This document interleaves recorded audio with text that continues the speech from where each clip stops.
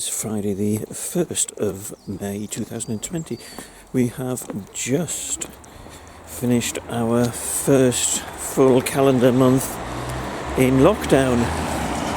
Blimey, some cars around at 9 o'clock at night. 3 cars.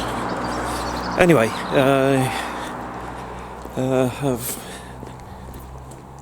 we've just gone through, obviously, the pandemic lockdown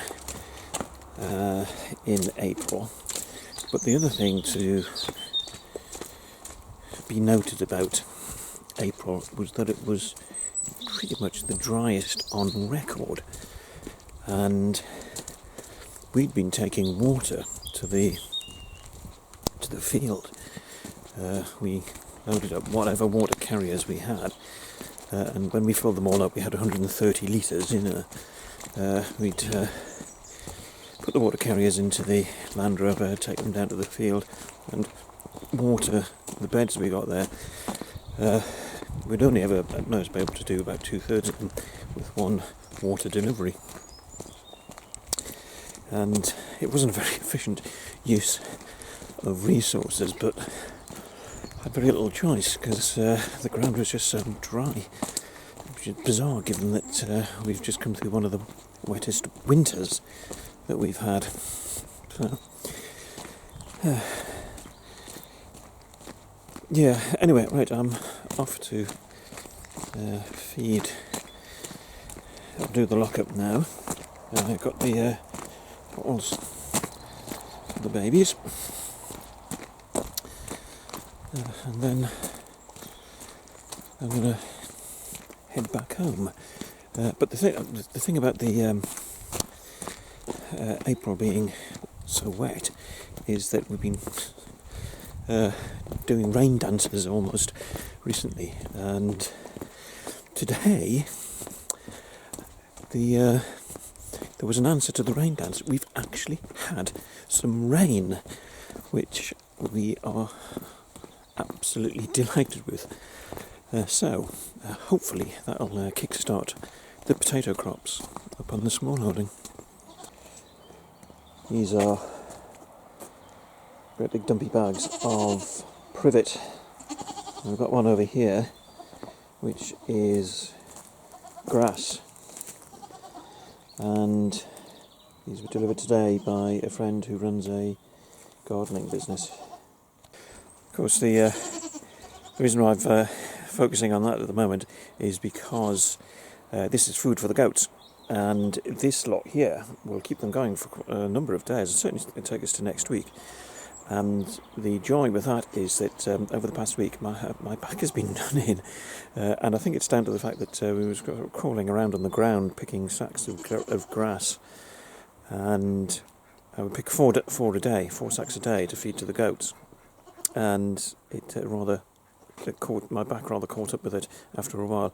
Plus the fact that lugging around great quantities of water in the big water carriers down on the Smallholding. So for the past week, I've actually been avoiding doing any heavy weight lifting, and my back is just about ready now. Just about better now. But it was there were times over the weekend earlier a few days ago where, blimey, it really did hurt. I couldn't bend over. It was very painful. Fortunately, as I say, it's getting better now. But the great thing is that we've also been giving privet to the goats this week. But when I arrived, sorry, not privet, hawthorn, because the hawthorn is out now. So when I arrived at the goat paddock at lunchtime, there was our friend Sean delivering 5 sackloads, dumpy bags of privet. So I didn't have to go out and cut any privet, any hawthorn for the goats. So I've got don't have to go out picking stuff for the next 2 days. But there's plenty of other jobs I can be getting on with. So the goats have had a feast and absolutely stuffed themselves with privet. I've still got a bit of it left on the ground here. what you can see in the rapidly diminishing light that we've got. And of course the babies are wanting their milk. Well, the Sooty here and the Sweep have had theirs. But the young lady here, who isn't really supposed to be getting milk, Sandy, because she's over a year old now, but she rather likes being fed the bottle still, so it's a little treat. We give her a bit of milk each evening. It is Saturday the 2nd of May 2020. I was hoping to get up this morning with my back fully recovered. It's not, it's worse. I don't know why. So I've walked down here to our main field on the Smallholding. It's wasn't quite a struggle, but there was times when I had a bit of a jolt to my back, which was quite painful. Anyway, we've come down here to mark out the area where the goat paddocks will go. We've got the fence posts and the stock fencing for it, but we're going to cheat when it comes to installing it, because we are going to get somebody in to do the heavy lift work for us, or else we'll end up waiting forever until my back gets better, and I just want this job done, and if we can get a professional in to do it, then so be it. However, it has been raining. It rained yesterday, hooray, at long last. So we're going to have a look at the potatoes to see whether they've started growing through. And indeed, they have started growing. Not because of yesterday's rain, it'll take a while for that to get through the system. But you can see the first of the potatoes starting to show through.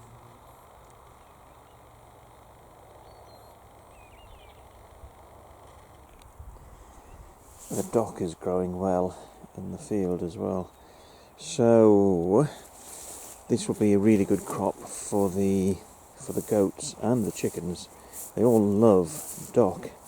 There's a few nettles in there as well, so I think we're going to have to bring the gardening gloves when I get round to picking this lot.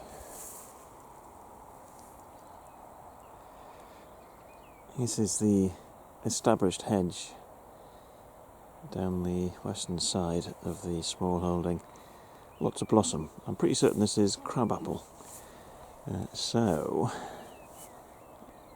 There was an article on the television this morning about the National Trust saying that they're expecting a really good apple crop this year, so if this blossom's anything to go by, then it's going to be a good crabapple crop as well. And more crabapple further up the field as well. And a camouflage net. Don't worry, we are not getting poachers on the field. So, a friend of mine, Mick, goes shooting, so he asked for permission to come onto the field and do some shooting in the evening, shoot the wood pigeons. So he's been here, and I'm pretty certain that he's left the camouflage net. And we do occasionally get partridges and pheasants on here as well, so I don't know what he's bagged, but I know he's coming back soon. So this is where the goat paddocks will go. Obviously got the goat houses on here already, and they extend down here, so this area here will be split into two paddocks, and then over time we'll add paddocks onto them going down the field here. It is Monday the 4th of May 2020. Whether you can see all of this stuff. Great mass of privet. We saw a gardening company had gone in to one of the gardens near to where we live, and they were hacking back this enormous privet hedge. So I went up to them, up to the 2 metre social distancing and asked if I could have the privet they were chopping back, because they were all busy just putting it through their shredder. So we got 3 Land Rover fulls. So this is going to feed the goats for the next few days. And it's one heck of a pile. It is Tuesday the 5th of May 2020. In this pandemic, it's always great to have some good news. And the good news today is that our first batch of eggs that we put into the incubator is now hatched. There's 5 of them. Take them.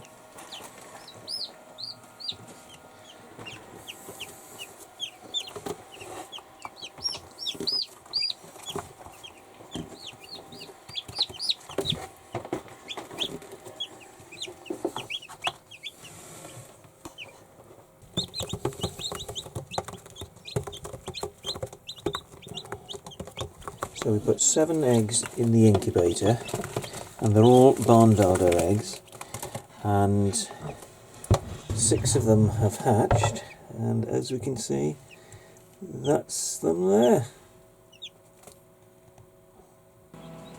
There's 1 egg left in this incubator, but we don't think it's going to hatch, but I'm pleased that we've got 6 out of 7 to hatch, because in the recent years when we've been buying eggs commercially at £2 a go, only half of them were hatching.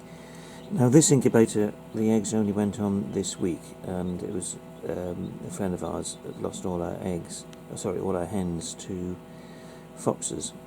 So I've put those eggs on to hatch for her, and we'll give them 2 or 3 months before we pass them on to our friend. But what will go into the incubator next, or the one that's now vacated, we'll leave it to stand for rest for about a week, and then in about a week's time we'll be putting Rhode Island Red eggs in there.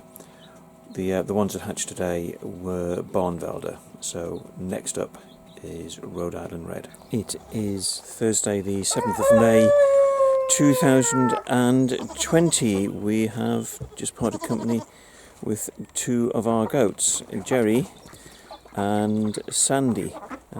Jerry was the castrated Billy he was born 2 years ago, and Sandy was born last year. A very small goat, so not really much use to us for breeding, and certainly not for milking. And obviously Jerry, as a castrated male, wasn't much use to us anyway.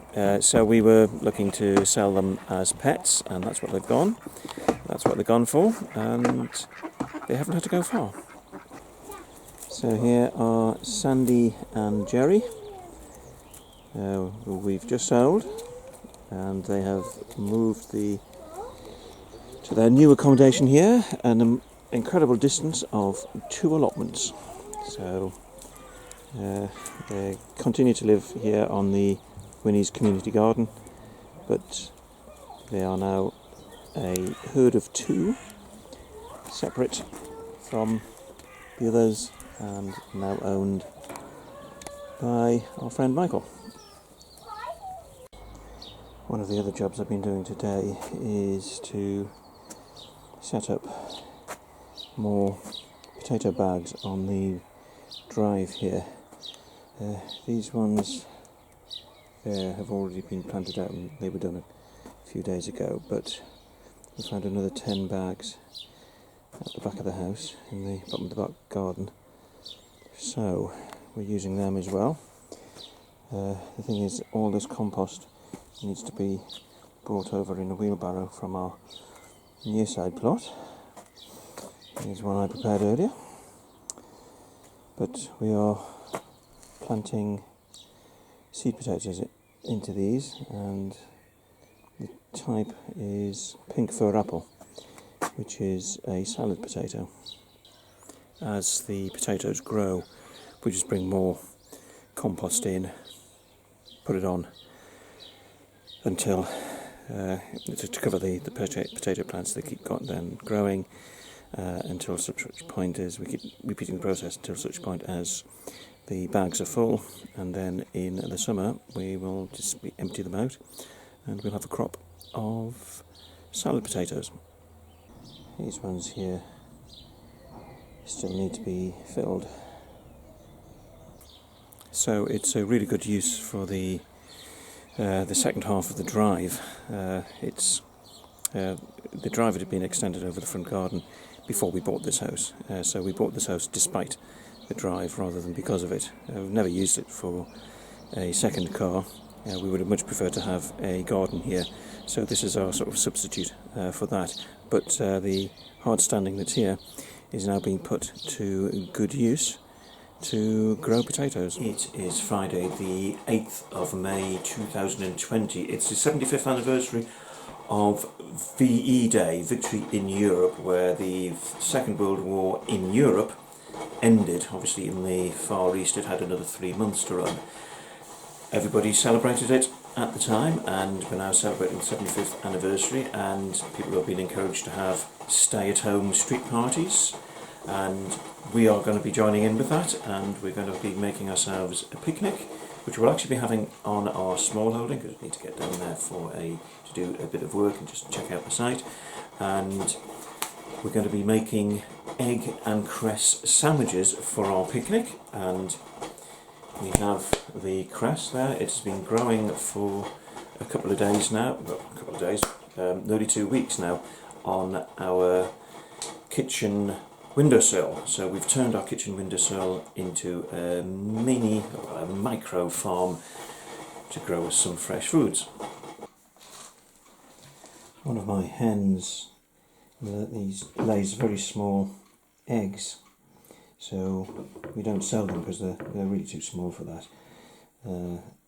But we use them ourselves, and they have beautiful golden yolks on them. So we'll put them in our egg and cress sandwich.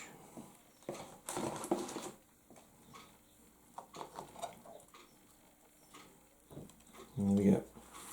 One traditional egg and cress sandwich for lunch. One of the other jobs we have to get done today is to get the first rhubarb crop in. As you can see, it's a fair quantity, and the fact that some of it has come into flower says that it needs to be picked. Now, normally we would have taken the crop up to the farm shop to sell there, but it's still closed and will be for a couple of weeks yet, so this needs to come up and it needs to be picked. And tomorrow we are having a pop-up shop at the Winnie's Community Garden. It's already been checked out by Environmental Health, who are happy with our social distancing rules, and we'll be selling this and the eggs and some of the preserves as well to raise money for the community garden. Right, we've picked one barrow load and we've barely scratched the surface. There we go, one barrow load, and then lots of rhubarb still to pick. Just bits of the patch in the middle that we've cleared, and then lots over there. When I was wheeling the wheelbarrow of rhubarb over the Winnie's car park, one of the other allotmenteers said to me that he'd spoken to somebody who'd just been down to a fruit shop, and that person had paid just over £1 for a stick of rhubarb. So we suddenly realised that we were carrying a precious load in the wheelbarrow at that point. We think that it was at that price. Must have been well over 100 quid's worth of rhubarb. Let's try and find out who runs that shop and see if he wants to sell any of my rhubarb. It is Saturday the 9th of May 2020. I'm in the Winnie's car park, the community garden car park, because today we are setting up a pop-up shop. It's only for a couple of hours, but it's so that the Winnies can sell their jams and other preserves to raise funds, but we're also selling my rhubarb and the surplus eggs that we have as well. So it's only going to be for 2 hours, and it doesn't open until 1 o'clock. But as with everything else nowadays, it all has to be done with social distancing in mind. So we've marked up the car park 2-metre placements all the way around in a sort of a zigzag fashion, so that if there's an incredibly long queue, then we can fit everybody into the car park, but also keep everybody safe. So here we are, all marked out at 2-metre lengths, and a zigzag up and down or across the car park, and there we have the table with it is the pop-up shop at the far end, and then for people to leave they go through the gap at the left there next to Richard, and then turn right and then go up the path and then out of the site. So no contact, no direct contact between people.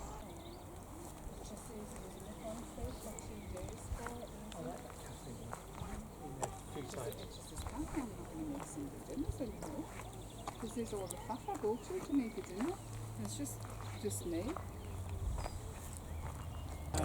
Well, we've had the first few customers in, and we haven't actually officially opened yet, so hopefully that's a good omen.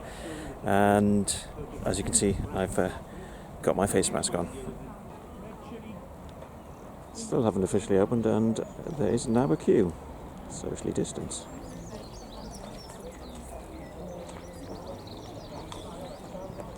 Well, we're at the point now where the queue for the pop-up shop is right outside the car park. In fact, we've had to split the queue up to be able to fit everybody in.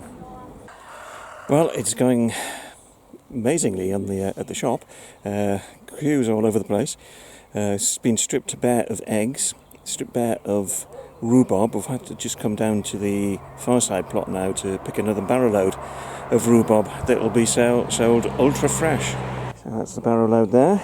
People will be very impressed by the fact that we'll be taking the leaves off when we are putting it on the stall. It is Tuesday the 12th of May 2020, I think it is.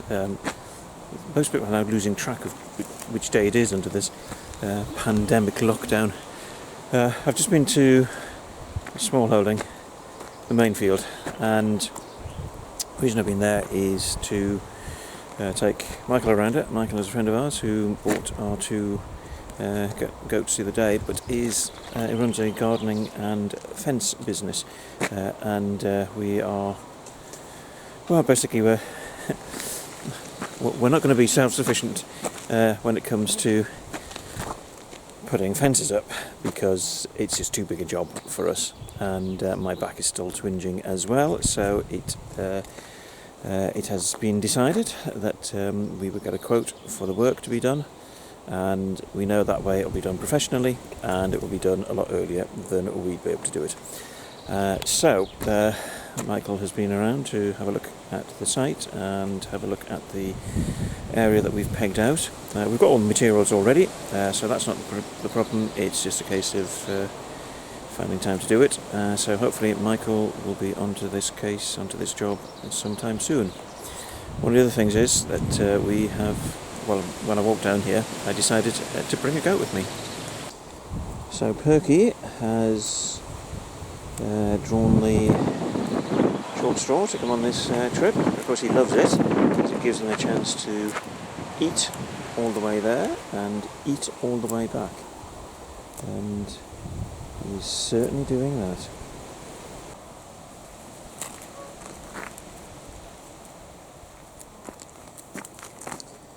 To be honest, I'm not sure whether we're going to be able to move from this spot. No, progress of sorts. Come on, there's a good lad. There's a good boy.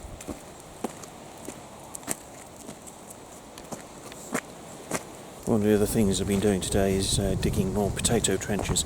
It seems quite late in the year to be planting potatoes, but it was just a few seed potatoes we had left over, and then on Saturday we were given some seed potatoes that would otherwise have ended up in the compost bin. So rather than waste them, we are planting them up.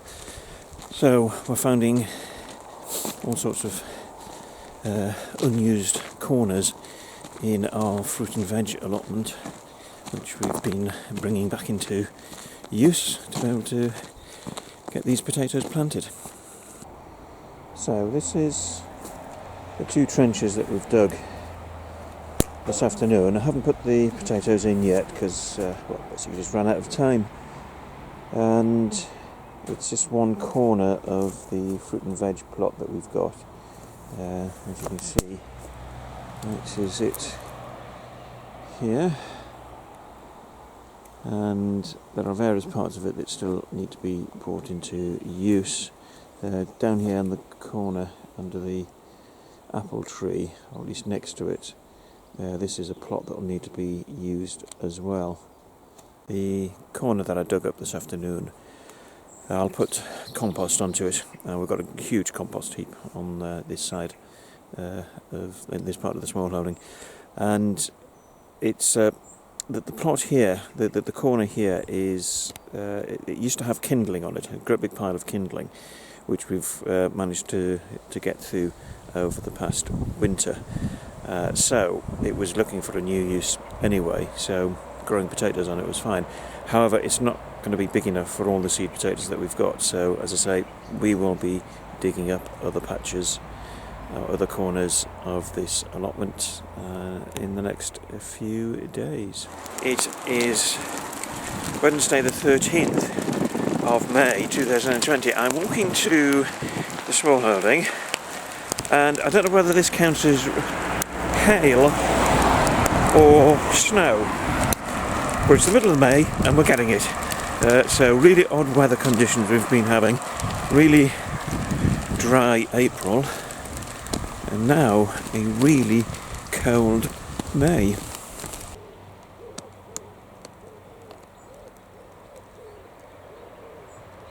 I've now planted up the 2 potato trenches that I dug yesterday, and we still have seed potatoes left over. These are pink fir apples, so it's a salad potato, plus the 4 bags of seed potatoes that we were given on Saturday. They still need to be planted up. I'm looking around the plot and I'm thinking we're starting to run out of available spaces, but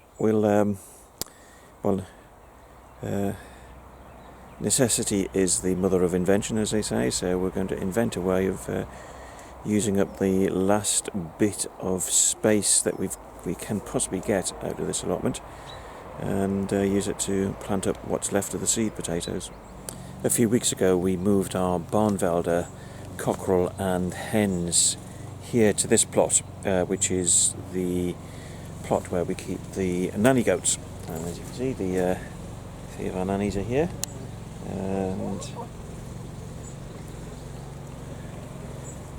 the reason for moving the barnvelders was to collect the fertile eggs and hatch them, so that we'd have some purebred barnvelder hens. Well, we've gone through that process now, and we've had 2 batches of eggs on the incubator, one of which has already hatched, so we've got 6 chicks from that, and the other batch of eggs is due to hatch in about 2 weeks. So last night we did a swap around, so we've now moved the Rhode Island Reds to this paddock, and we took the barnvelders out, and they have now gone back in with the main flock. So that is Rodeo, the Rhode Island Red cockerel, and he's got 4 girls with him. So we will leave it a couple of days before we start collecting the eggs, but we've already had people asking us for hens, so we have a think it's three people so far have asked for hens, so that's one of the reasons why we have, or will be putting the eggs into the incubator. Plus, as you can see, rodeo is a very large bird. The thing about the Rhode Island Reds is that they are for table and egg laying. So some of the cockerels that will result from this will be joining us for dinner, I guess is the politest way to put it. As you can see, Jolene is getting that little bit bigger now, and that's Spot, her mum, and her older sister Gertie there.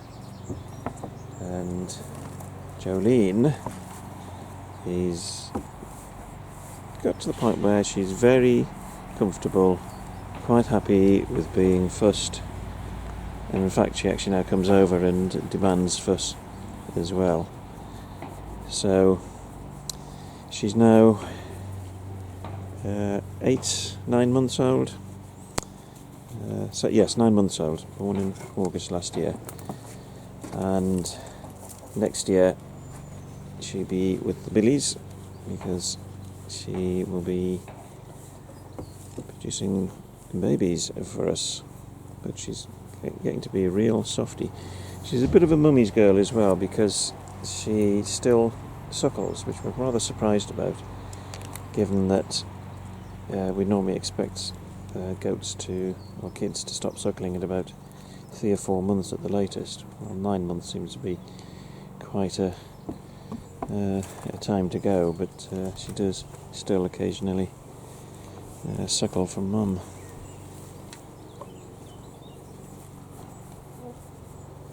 It is Thursday the 14th of May 2020. I've just arrived in the car park of the Winnies, and I'd been told by one of the other allotment elders that there was a few bags of hedge trimmings waiting for me on the edge of the car park. There's 1, 2, 3, 4, 5, 6 bags of privet, great big dumpy bags. This will keep the goats going for quite a few days. They're going to be fed up with privet by the time they're finished eating this lot, but it not often saves me a lot of time because I'll not have to go out and pick grass. So, as it turns out, I've already picked 1 sack of grass for the nannies for tomorrow morning. What I also had in dumpy bags, or a dumpy bag, these tufts of grass. This actually comes from the main field of the Smallholding, and my brother Andrew dug these up I think sometime last week because he's getting some beds planted up, so